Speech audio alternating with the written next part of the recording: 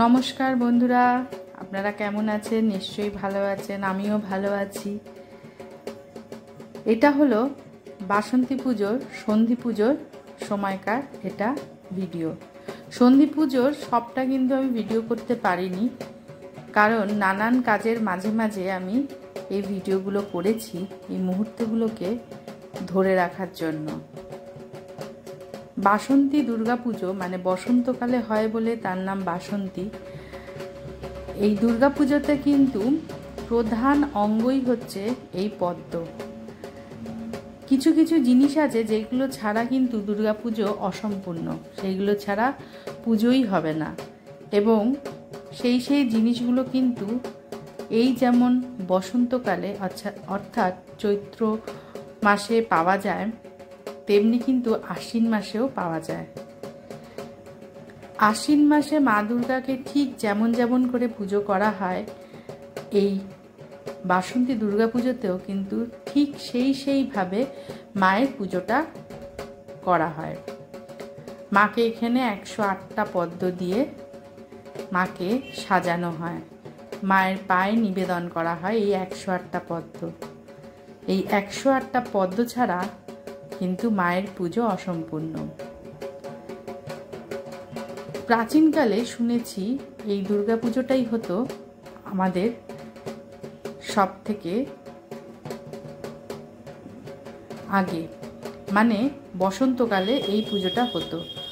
আর আশ্বিন মাসে যে পুজোটা আমাদের হয় সেটা হচ্ছে রামচন্দ্র সেই পুজোটা করেছিলেন।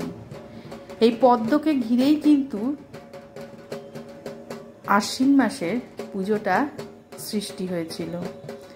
আশ্বিন মাসে রামচন্দ্র অকাল বোধন করে মায়ের পুজো করেছিলেন। তাই মায়ের পুজোতে সন্ধি পুজোর সময় এই 108টা পদ্ম খুব একটা ইম্পর্টেন্ট জিনিস। এটা ছাড়া কিন্তু পুজোই অসম্পূর্ণ। তবে এখন অনেক জায়গায় 108টা পদ্মর জায়গায় অনেকে 28টা পদ্ম দিয়েও পুজো করেন। তবে আমি যতদিন ধরে পুজো করছি ততদিনই কিন্তু 108টার নিচে কোনো দিন দেইনি,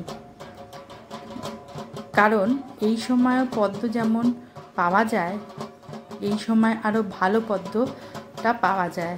আর যাকে আমি পদ্ম আনার জন্য বলি সেও খুব সুন্দর ফ্রেশ পদ্ম প্রতিবারই মায়ের জন্য আসে। আর সেই পদ্ম যখন মায়ের ঘটে আমরা ঠাকুরমশাই সাজিয়ে দেন আমাদের তরফ থেকে, তখন সত্যি দেখতে ভীষণ ভালো লাগে। ভগবানের কি মহিমা সেটাই ভাবি, যে দুইবার মা দুর্গা আসেন, দুইবারই কিন্তু তার পুজোর যেসব জিনিসপত্র লাগে সেইগুলি সবই সাজানো থাকে। সকলে ভালো থাকবেন, সুস্থ থাকবেন, আর সকলের দিন ভালো কাটুক। ধন্যবাদ।